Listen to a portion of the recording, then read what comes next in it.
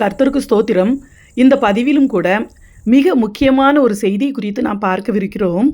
இந்த பூமியில் மாத்திரமல்ல, கர்த்தர் உருவாக்கின எல்லா சிருஷ்டிகளுமே, உயிருள்ளவைகள் உயிரற்றவைகள் எல்லாமே, அண்ட சராசரங்கள் அத்தனையும் கர்த்தருடைய வருகைக்காக அவை காத்திருக்கின்றனவாம்.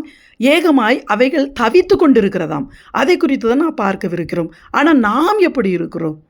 ரோமர் 8ஆம் அதிகாரம், அங்கே 8ஆம் அதிகாரத்தில் 19ஆம் வசனத்திலிருந்து 22ஆம் வசனம் வரைக்கும் இதை குறித்து எழுதப்பட்டிருக்கிறது. மேலும் தேவனுடைய புத்திரர் வெளிப்படுவதற்கு சிருஷ்டியானது மிகுந்த ஆவலோடு காத்து கொண்டிருக்கிறது. அதேனென்றால் சிருஷ்டியானது அழிவுக்குரிய அடிமைத்தனத்தினின்று விடுதலையாக்கப்பட்டு தேவனுடைய பிள்ளைகளுக்குரிய மகிமையான சுயாதீனத்தை பெற்றுக்கொள்ளும் என்கிற நம்பிக்கையோடே. 22வது வசனம், ஆகையால் நமக்கு தெரிந்திருக்கிறபடி இதுவரைக்கும் சர்வ சிருஷ்டியும் ஏகமாய் தவித்து பிரசவ வேதனைப்படுகிறது. எவ்வளோ ஒரு அருமையான வார்த்தை! சகல சிருஷ்டிகளும், மனிதன் மாத்திரமல்ல, மரம் செடி கொடிகள், இன்னுமாய் மிருக ஜீவன்கள், காட்டில் வாழ்கிறவைகள், நாட்டில் வாழ்கிறவைகள், ஆகாயத்தில் சமுத்திரத்தில் வாழ்கிற எல்லாம் உயிருள்ள ஜீவராசிகள், உயிரற்ற ஜந்துக்கள், மலைகள், கடல்கள், மரங்கள் எல்லாமே, எல்லா சிருஷ்டிகளும் கர்த்தர் எப்பொழுது வருவார், கர்த்தருடைய பிள்ளைகள், அதாவது வருகையில் தேவ ஜனங்கள் எப்பொழுது எடுத்துக்கொள்ளப்படுவாங்க, வருகை எப்போ சம்பவிக்கும், அதை பார்ப்பதற்காக மாத்திரமல்ல, தங்களுடைய விடுதலைக்காக எல்லாமே காத்து கொண்டிருக்கிறதாம். ஏனென்றால் நமக்கு தெரியும், ஆதாம் நிமித்தம் இந்த பூமி முழுவதுமே, மனிதன் மாத்திரமல்ல சர்வ சிருஷ்டிகளுமே அது சபிக்கப்பட்டு போயிற்று. கர்த்தர் சொல்கிறாங்க, உன் நிமித்தம், அதாவது ஆதாம் நிமித்தம் பூமி சபிக்கப்பட்டு இருக்கும் என்று கர்த்தர் சொன்னார். ஆதாம் ஏவாள் ஏதேன் தோட்டத்தில் பாவம் பண்ணதுனால அந்த சாபம் மனிதர்களுக்கு மாத்திரமல்ல, உருவாக்கப்பட்ட எல்லா ஜீவராசிகளுக்குமே பூமியில் சாபம் வந்துச்சு. அந்த சாபம் எப்போ நிவர்த்தியாகும் என்றால் கர்த்தருடைய வருகைக்கு பிறகு தான். அதாவது கர்த்தருடைய பகிரங்க வருகைக்கு பிறகு 1000 வருஷ அரசாட்சி இதே பூமியில் ஏசப்பா ராஜாதி ராஜாவாக இருப்பாங்க. இந்த பூமியில் கர்த்தரே ஆளுகை செய்வார். அப்பொழுதுதான் அந்த ஏதேன் தோட்டத்தில் இருந்த அந்த ஆசீர்வாதமான மேன்மையான காரியங்கள் இந்த பூமியில் இருக்கும். ஏனென்றால் ஏதேன் தோட்டத்தில் எப்படி இருந்துச்சு தெரியுமா? அதாவது எல்லா மிருகங்களுமே பேசிச்சு அப்படின்னு சொல்கிறாங்க. அதாவது நான் சொல்லலை, அது மேபி அது அப்படி இருக்கிறதுக்கு வாய்ப்பு இருக்குது. ஏன்னா அநேக பரிசுத்தவான்கள் சொல்கிறாங்க, வேத ஆராய்ச்சியாளர்களும் சொல்கிறாங்க. ஏனென்றால் பாம்பு, சர்ப்பம் ஏவாள்கிட்ட பேசிச்சு. அவள் வந்து சும்மா சர்ப்பம் உசு உசுன்று அப்படி இல்லை, ஏவாளுக்கு புரிகிற அவளுடைய மனித பாசையில் தான் அது பேசிச்சு. பாம்புக்கிட்ட அவள் பேசுகிறா, அது பேசுது, அவள் ரிப்ளை கொடுக்குறா. அதே மாதிரி நமக்கு வேதத்தில் ஆதாரம் இருக்குது. பிளேயாமுடைய அந்த கழுதை வாயை ஆண்டவர் திறந்தார் அப்படின்னு எழுதப்பட்டிருக்கு, அது பேசுது பிளேயாம்கிட்ட. அப்போ இருக்கலாம். அதே மாதிரி தான் எல்லாமே இப்போ வந்து அந்த ஏதேன் தோட்டத்தில் அந்த பாவத்துக்கு பிறகு சபிக்கப்பட்டு போயிடுச்சு. எல்லா மிருகங்களுடைய பறவைகளுடைய வாய்களும் கட்டப்பட்டு விட்டது. ஒருவேளை அவைகள்லாம் பேசியிருந்துருக்கலாம். அதுக்குள்ளே ஆத்மா இல்லை தான், நமக்குள்ளே தான் ஆத்மா இருக்குது. ஆனாலும் அவைகளுக்குள்ள அந்த ஒரு பேசுகிற அனுபவம், அந்த மேன்மையான அந்த அனுபவம் அதுகளுக்கும் இருந்திருக்கு. அந்த ஏதேன் தோட்டத்தில் சபிக்கப்பட்ட பிறகு அது எல்லா வாய்களுமே கட்டப்பட்டு போயிடுச்சு. ஆடு மேங்கு, மாடு மாங்கு, பூனமியா, நாய்லோல் எல்லாமே இப்படி ஆகிப்போச்சு. அதே மாதிரி அந்த சிங்கம், புலி, கரடி அப்படின்ற அதுகளுக்கும் அந்த சத்தம் எல்லாமே மாறிப்போச்சு. நாவுகள் கட்டப்பட்டு போயிடுச்சு. அது மாத்திரமல்ல, ஏனென்றால் அந்த சிருஷ்டிகள் இப்போ அந்த சாபத்துக்குள்ளே இருக்குது. அப்போ எப்போ ஆண்டவர் வருவார், எப்போ அந்த விடுதலை எங்களுக்கு கிடைக்கும்? பூமிக்கு நிவர்த்தி, அந்த சாபு நிவர்த்தி எப்போன்னா 1000 வருஷ அரசாட்சி தான், கர்த்தருடைய ஆளுகையில் தான். அதனுடைய சுபாவங்களே மாறி போச்சு பாருங்கள். மனிதனுடைய சுபாவம் கம்ப்ளீட்டாக மாறி போச்சு. ஏன்னா அந்த பூமி பொல்லாங்கனுக்குள்ளே கிடக்குது. அசுத்தனும் அருவறுப்புமாக ஆகி போன மனுஷன் கொடூரனாக மாறிட்டான். அது மாத்திரமல்ல, ஜீவராசிகளும் அப்படியே மாறி போச்சு. அந்த சிங்கம், புலி, கரடிகள் எல்லாம் அவைகள் ஒரு மிருகத்தை, அதாவது இன்னொரு மிருகம் பிடிச்சு கடித்து சாப்பிடுது. அது ஆகாரமே ஒன்லி நான்வெஜ் தான், அதான் சாப்பிடுது. அது மாத்திரமா மனுஷர்களும் எல்லாமே நம்ம சாப்பிட்றோம். நம்ம நான்வெஜ் சாப்பிட்றத அதை குறைய சொல்லலை, அது தேவனே சாப்பிட்றதுக்கு ஆண்டவர் அனுமதிச்சிருக்கிறாரு. ஆனால் ஏதேன் தோட்டத்தில் எல்லாருக்குமே வெஜ் தான். ஏன்னா அங்கே எந்த ஒரு கேடும் ஒருவர் இன்னொருத்தருக்கு, ஒரு மிருகம் இன்னொரு மிருகத்துக்கு. அவைகள் வந்து கேடு அங்கே ஏதேன் தோட்டத்தில் கிடையவே கிடையாது. எல்லாமே சாந்தமாக இருந்துச்சு. எல்லாமே அங்கே வெஜ்ஜு தான் சாப்பிட்டுச்சு. அதுக்கு வசனம் ஆதாரம் பாருங்க. ஆதியாகமம் 1வது அதிகாரம் 1வது அதிகாரம் 30வது வசனம். பூமியில் உள்ள சகல மிருக ஜீவன்களுக்கும் ஆகாயத்தில் உள்ள சகல பறவைகளுக்கும் பூமியின் மேல் ஊறும் பிராணிகள் எல்லாவற்றிற்கும் பசுமையான சகல பூண்டுகளையும் ஆகாரமாக கொடுத்தேன் என்றார். அது அப்படியே ஆயிற்று. மனுஷனுக்கும் ஏதேன் தோட்டத்தில் வந்து ஆதாம் ஏவாள் வந்து அவங்க வந்து மீன் சாப்பிடலை, ஆட்டுக்கறி சாப்பிடலை, மாட்டுக்கறி சாப்பிடலை, கோழிக்கறி சாப்பிடலை. அங்கே ஆண்டவர் சொல்கிற நமக்கு இதுக்கு அந்த வசனம் எல்லாருக்கும் நல்லா தெரியும். சகலவித பூண்டுகளையும் கனிதரும் விருட்சங்களும் அதை தான் ஆண்டவர் வந்து மனுஷனுக்கு கொடுத்தாரு. மனிதனுக்கு மாத்திரமல்ல, ஏதேன் தோட்டத்தில் நம்ம இப்போ இந்த வசனத்தை வாசித்தோம். சகலவித மிருக ஜீவன்களுக்கும் ஆகாயத்தில் சகல பறவைகளுக்குமே எல்லாருக்கும் அவங்களுக்கு பசுமையான பூண்டுகளை தான் ஆண்டவர் கொடுத்தாரு. எவ்வளோ மேன்மையான அனுபவம் பாருங்கள். ஆனால் மனிதர்களுக்கு வந்து ஆண்டவர் எப்போ இந்த நான்வெஜ் சாப்பிட்றதுக்கு பெர்மிஷன் கொடுத்தாரு தெரியுமா? ஜலப்பிரளயத்துக்கு பிறகு தான் ஆண்டவர் வந்து மனிதர்களுக்கு அந்த இறைச்சி சாப்பிட்ற ரைட்ஸை வந்து ஆண்டவர் கொடுத்தாரு. ஆதியாகமத்தின் புஸ்தகம் 9வது அதிகாரம் 3வது வசனம். நடமாடுகிற ஜீவ ஜந்துக்கள் யாவும் உங்களுக்கு ஆகாரமாக இருப்பதாக பசும் பூண்டுகளை உங்களுக்கு தந்தது போல அவைகள் எல்லாவற்றையும் உங்களுக்கு தந்தேன். எவ்வளோ அருமையாக சொல்கிறார் பாருங்க ஆண்டவர். அப்போ ஜலப்பிரளயத்துக்கு பிறகு தான் நாமே வந்து மிருகங்களை சாப்பிட்றதுக்கு நம்ம ஆரம்பிச்சிருக்கிறோம். அதன் பிறகு தான் எல்லா சுபாவங்களுமே அந்த பாவத்துக்கு பிறகு தான் ஏதேன் தோட்டத்தில் ஆதாம் ஏவாள் பாவம் பண்ணின பிறகு தான் மனிதர்களுடைய சுபாவமும் மாறிப்போச்சு. பொல்லாங்கணுக்குள்ளே போயிட்டாங்க, பிசாசு வஞ்சித்து போட்டுச்சு. ஆனால் மனித நிமித்தம் இந்த பூமியும் மிருகங்களும் எல்லாமே சபிக்கப்பட்டு போச்சு. பூமியும் சபிக்கப்பட்டு போச்சு. ஏதேன் தோட்டத்தில் எந்த மரமாவது தீப்பிடிச்சு எரிஞ்சிச்சா? இல்லை. இப்போல்லாம் எங்கே பார்த்தாலும் காட்டிட்டு தான். ஏதேன் தோட்டத்தில் எந்த மிருகம் எந்த மரமாவது பட்ட மரமாக இருந்துச்சா? இல்லை. எந்த மரமாவது இலைகளை உதிர்த்து கொண்டு இருந்துச்சா? இல்லை. ஆனால் அதெல்லாம் சாபம். இப்போ தான் அப்படி நடக்குது அதற்கு பிறகு. ஆனால் ஏதேன் தோட்டத்தில் சகல விருட்சமுமே பார்வைக்கு அழகாக இருந்துச்சாமா. எல்லா விருட்சத்தின் கனியுமே புசிப்புக்கு ஏற்றதும் இன்பமுமாக இருந்ததாம். எல்லாமே புசிப்புக்கு ஏற்றது தான் கனிகள், எல்லா கனிகளும். ஆனால் இப்போ அப்படி இருக்குதா? இல்லை. எல்லா கனிகளையும் நம்ம புசிக்க முடியாது.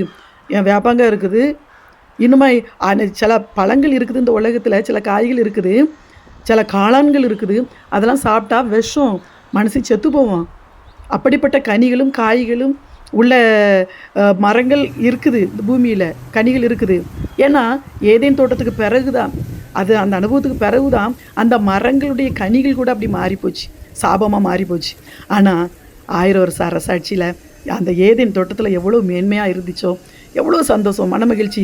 மிருகங்களும் மரம் செடி கொடிகளும் மனிதர்களும் எப்படி இருந்தாங்களோ அதே அனுபவம் கர்த்தருடைய ஆட்சியில் இதே பூமியில் நடக்கும் பிரியமானவர்களே. அதற்காகத்தான் அந்த சிருஷ்டிகள் எல்லாமே, அதாவது நம் நிமித்தம்தான் அந்த சிருஷ்டிகள் சபிக்கப்பட்டுச்சு. அது கர்த்தருடைய வருகையில் தான் அவைகளுக்கு ஒரு விடுதலை. அதனால தான் எல்லாமே ஏகமாய் ஏங்கி தவிக்குதான். ஏசாயா தீர்க்கதரிசன புஸ்தகம் 65வது அதிகாரம் 17வது வசனம். அது நமக்கு எல்லாருக்குமே நல்லா தெரியும். ஆண்டவர் வந்து எல்லாமே சிருஷ்டிக்கிறாரு. 65வது அதிகாரம் கடைசி வசனம் 25வது வசனத்தில் பாருங்கள்.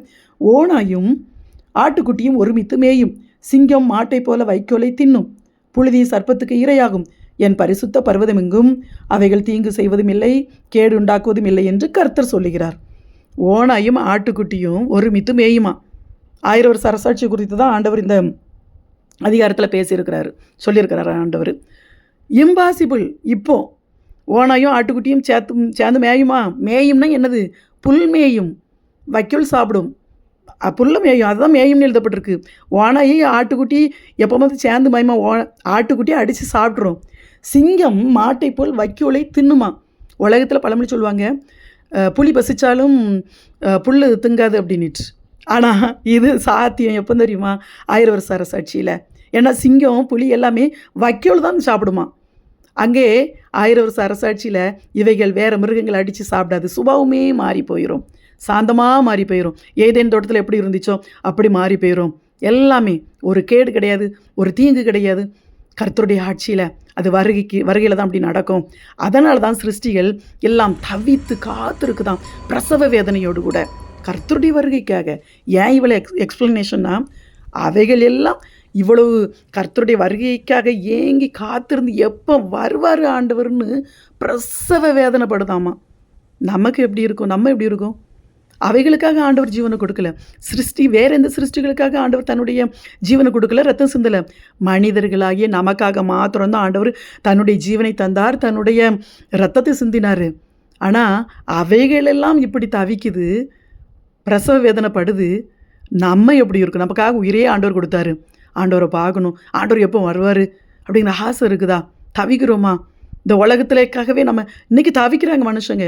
ரட்சிக்கப்பட்ட தேவ பிள்ளைகளே, இந்த உலகத்துக்காக ஐயோ இந்த வருஷமும் இன்னும் நடக்கலையே, ஆண்டவர்கிட்ட ஏதாவது கேட்டிருப்பாங்க, எதிர்பார்த்துருப்பாங்க, அது வேணும் இது வேணும். இந்த உலகத்தில் எந்த வருஷம் நடக்கலையே, இந்த வாரம் நடக்கலையே, இன்னும் நாளாயிட்டே போகுது.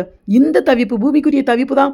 அதுக்காக பிரசவ வேதனை, அதுக்காக ஜெபம், அதுக்காக கண்ணீர், அதெல்லாம் நத்திங், ஒன்றுமே இல்லை. மாயை. பிரியமானவர்களே, கேட்கணும், நம்முடைய தேவைகளுக்காக இசப்பட்ட கேட்கணும். ஆனால் அதுக்காகவே நம்ம அழுது புலம்புகிறவர்களாக அல்ல. நம்முடைய உலகத்திலேயே பிரசவ வேதனை தான் பெரிய வலின்னு சொல்கிறாங்க. எல்லா வலிகளை காட்டிலும் பெரிய வலி பிரசவ வேதனை தான் சொல்கிறாங்க. அந்த வேதனை சிருஷ்டிகள் படுதாமா, ஆண்டவர் வந்துடமாட்டாரா அப்படின்ட்டு. ஆனால் நம்ம எதுக்காக வேதனைப்பட்டுட்டு இருக்கோம்? எதுக்காக கஷ்டப்படுறோம்? எதுக்காக கலங்கி நிற்கிறோம்? ஆண்டவர் மேலே அந்த தவிப்பு நமக்கு இருக்குதா? அப்படின்னா தான் நம்ம வருகையில் போக முடியும். ஏன்னா வெளிப்படுத்தின விசேஷம், அங்கே வெளிப்படுத்தின விசேஷத்தில் எழுதப்பட்டிருக்குது பாருங்கள், 22வது அதிகாரம் 17வது வசனத்தில், ஆவியும் மணவாட்டியும் வா என்பார்களாக. யாரை பார்த்து? ஆண்டவரை பார்த்து. மணவாட்டி நம்ம தான். நமக்குள்ள பரிசுத்த ஆவியானவர் உண்மையிலே இருந்தால் தான் நம்ம சொல்லலாம், நான் அபிஷேகம் பெற்றிருக்கிற ஆவியானவர் இருக்காருன்னு. ஆனால் ஆவியானவர் நடத்தினார்னா கிறிஸ்துவின் அன்பு நம்மை நெருக்கி ஏவும். ஆத்மா பாரம் நமக்குள்ளே இருக்கும். கர்த்தருடைய வருகைக்காக நம்ம தவிக்கிறவர்களாக இருப்போம். இல்லைன்னா நம்ம அபிஷேகம் பெற்றிருக்கோன்னு சொல்லலாம்.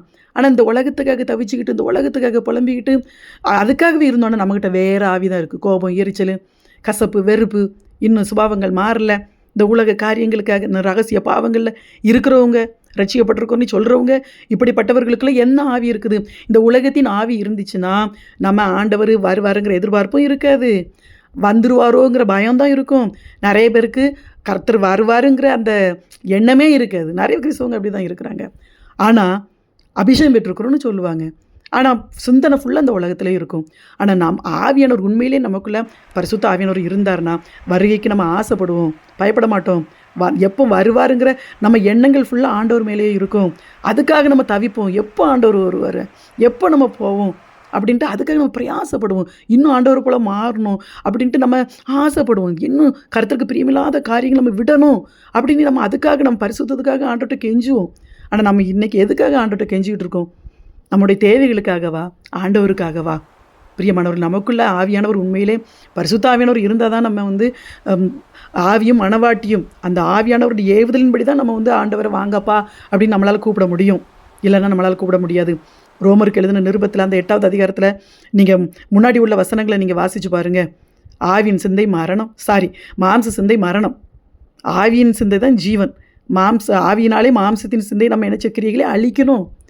மாம்சத்துக்குரியவர்கள் தேவனுக்கு பிரியமாய் நடக்க மாட்டார்கள் அப்படின்னு எழுதப்பட்டிருக்கிறது. மாம்சத்துக்குரியவர்கள் இந்த உலகத்துக்காக கவலைப்படுவார்கள், ஆவிக்குரியவர்கள் தேவனுக்குரியவைகளுக்காக கவலைப்படுவார்கள்.